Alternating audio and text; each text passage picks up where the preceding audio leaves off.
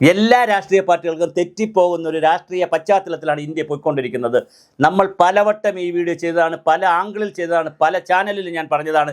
ഇനിയും പഴയതുപോലെ അമ്പലവും ജാതിയും മതവും പള്ളിയും വെച്ചുകൊണ്ട് കേരളത്തിലോ ഇന്ത്യയിലോ ഒരു രാഷ്ട്രീയവും കളിച്ചതുകൊണ്ട് വിജയിക്കത്തില്ല. ഇപ്പോൾ ബാബറി മസ്ജിദിൻ്റെ വർഷം 1500കളിൽ നടന്നത് എത്രയോ നൂറ്റാണ്ടുകളായിട്ടുള്ള പോരാട്ടത്തിൻ്റെയും സുപ്രീം കോടതി വരെ പോയ വലിയ പോരാട്ടത്തിൻ്റെ ഭാഗമായിട്ടാണ് ബാബറി മസ്ജിദ് ഇരുന്ന സ്ഥലത്ത് രാമക്ഷേത്രം പണിയാനും പണിയുന്നതിന് പകരമായി ബാബറി മസ്ജിദിന് പകരമായി ബാബർക്ക് ക്ഷേത്രം പണിയാനായിട്ട് അപ്പുറത്തോട്ട് സ്ഥലം കൊടുത്തുകൊണ്ട് മസ്ജിദ് പണിയാനുള്ള എല്ലാ കാര്യങ്ങളും നീങ്ങി അയോധ്യ പണിത് വളരെ വലിയ രീതിയിൽ സമാധാനമായിട്ട് ജനങ്ങൾ കഴിയുമ്പോഴാണ് വീണ്ടും കുത്തിത്തിരിപ്പ് രാഷ്ട്രീയമായിട്ട് എടുത്തുകൊണ്ട് ആര് തൃണമൂൽ കോൺഗ്രസ് വരുന്നത്. എന്തുകൊണ്ടാണ് വരുന്നതെന്നറിയാവോ? അത് രാമക്ഷേത്രം ഇരിക്കുന്ന സ്ഥലത്ത് ബാബറി മസ്ജിദ് പണിയാനുള്ള ആവേശം കൊണ്ടല്ല. അങ്ങനെ പണിയാൻ പറ്റില്ല എന്നും ഉത്തർപ്രദേശിലും BJP ഭരിക്കുന്നു, രാജ്യം ഭരിക്കുന്ന BJP ആണ്. അല്ലെങ്കിൽ ഇന്ത്യയിലെ ഹിന്ദുക്കളെ എല്ലാം ഇങ്ങനെ കവച്ച് വെച്ചുകൊണ്ട് RSSന് എല്ലാവരും കവച്ച് വെച്ചുകൊണ്ട് അവിടെ വന്നൊരു തൃണമൂൽ കോൺഗ്രസ് എന്ന് പറയുന്ന ഒരു നെത്തോലി പാർട്ടി അവിടെ വന്ന് എന്തായാലും ബാബറി മസ്ജിദ് പണിയാൻ പറ്റത്തില്ലല്ലോ. പക്ഷേ എന്തിനാണത് പറയണമെന്നറിയാവോ? അവിടെ SIR നടന്നുകൊണ്ടിരിക്കുകയാണ്.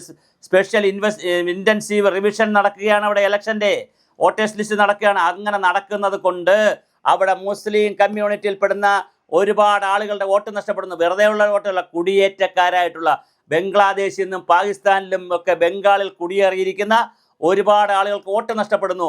ആ വോട്ട് നഷ്ടപ്പെടുന്നതെല്ലാം മുസ്ലിം വോട്ടുകളാണെന്ന് പറഞ്ഞ് ബാക്കി മുസ്ലിങ്ങളുടെ ഇടയിൽ കൂടി കുത്തിത്തിരിപ്പുണ്ടാക്കി മൊത്തം മുസ്ലിം കമ്മ്യൂണിറ്റിയിൽ, ഒരു ന്യൂനപക്ഷ കമ്മ്യൂണിറ്റിയിൽ കുത്തിത്തിരിപ്പുണ്ടാക്കാനുള്ള പരിപാടിയുമായിട്ടാണ് തൃണമൂൽ കോൺഗ്രസ് ഇറങ്ങിയിരിക്കുന്നത്. അല്ലെങ്കിലും അവർ കലാപവും രക്തരൂക്ഷിതമായ വലിയ ബഹളമുണ്ടാക്കിയിട്ടാണ് അവർ അവിടെ പരിപാടികൾ നടത്തുന്നത്, പാർട്ടിയെ മുമ്പോട്ട് കൊണ്ടുപോകുന്നത്. CPMൻ്റെ ഓഫീസുകൾ തല്ലുക, കത്തിക്കുക, CPMകാരനെ അടിക്കുക, കോൺഗ്രസിനെ തല്ലുക. BJP ഒഴിച്ച് BJP തല്ലിയ ചിലപ്പോൾ തിരിച്ചു കിട്ടും, RSSനെ തല്ലാൻ പറ്റുന്നില്ല. ബാക്കി സകലവരെയും ഗൂണ്ടായുസം കൊണ്ടും മമതാ ബാനർജിയുടെ കയ്യിലിരിപ്പ് കൊണ്ടുമാണ് ഒരു സ്റ്റേറ്റ് തന്നെ അവർ കൊണ്ടുപോയിക്കൊണ്ടിരിക്കുന്നത്.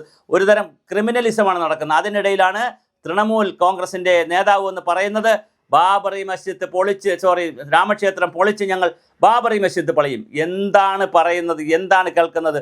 മുസ്ലിം കമ്മ്യൂണിറ്റിയുടെ ഇടയിൽ വലിയ കൺഫ്യൂഷൻ ക്രിയേറ്റ് ചെയ്തുകൊണ്ട് മൈനോറിറ്റികൾക്കിടയിൽ ബുദ്ധിമുട്ടുണ്ടാക്കിക്കൊണ്ട് 10 വോട്ട് കിട്ടുമോ എന്നാണ് ചിന്തിക്കുന്നത്. ഈ വെള്ളം വാങ്ങി വയ്ക്കാനല്ലേ കഴിയൂ? തീർച്ചയായിട്ടും ഇനിയൊരു രാമക്ഷേത്രം ഇരിക്കുന്ന സ്ഥലത്ത് ഇനിയൊരു ബാബറി മസ്ജിദ് തിരിച്ച് പണിയാൻ കഴിയുമോ? ഇന്ത്യൻ സാഹചര്യത്തിൽ കഴിയുമോ?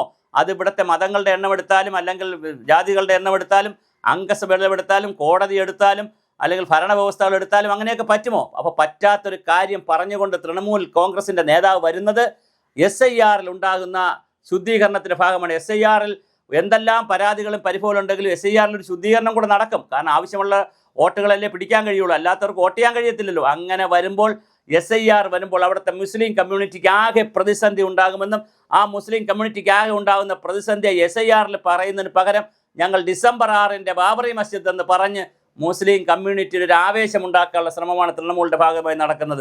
ഒന്നും നടക്കാൻ പോകുന്നില്ല. അത് മാത്രമല്ല, ആ രാഷ്ട്രീയം കഴിഞ്ഞു, അതിൻ്റെ രാഷ്ട്രീയം കഴിഞ്ഞു, വെൽഫെയർ രാഷ്ട്രീയവും കഴിഞ്ഞു. ആളുകൾക്ക് ഗിഫ്റ്റ് മണി കൊടുത്താൽ ആളുകൾ വോട്ട് ചെയ്യുന്ന നിലയിലേക്ക് ബീഹാറും ഒക്കെ മുന്നിൽ നിൽക്കുമ്പോഴാണ് ഇപ്പോഴും പഴയ ബാബറി മസ്ജിദിൻ്റെ 1900കളിലെ അല്ലെങ്കിൽ 500കൾ മുതൽ 900 വരെയുള്ള ബാബറി മസ്ജിദ് കൊടുത്തുകൊണ്ട് വരുന്നത്. ഒരു കാരണവശാലും അത് ആ കഞ്ഞി വിൽക്കാൻ പോകുന്നില്ല, ആ പായസം കുടിക്കാനും പറ്റില്ല. അത് വെറും ഒരു മനപ്പായസമായിരിക്കും തൃണമൂൽ നേതാവിൻ്റേത്. ഒരു കാരണവശാലും ഇന്ത്യയിൽ അങ്ങനെ ഒരു സംഭവമേ ഉണ്ടാകാൻ പോകുന്നില്ല. പക്ഷേ മുസ്ലിങ്ങളുടെ ഇടയിൽ കുത്തിത്തിരിപ്പുണ്ടാക്കുന്നത് കൃത്യമായി മുസ്ലിങ്ങൾ തിരിച്ചറിയുക തന്നെ വേണം. അത് ബംഗാളിലെ മുസ്ലിങ്ങളും തിരിച്ചറിയണം. കേരളത്തിൽ ആവശ്യത്തിനും അനാവശ്യത്തിനും ന്യായീകരിക്കുന്ന ആളുകളും അത് തിരിച്ചറിയണം.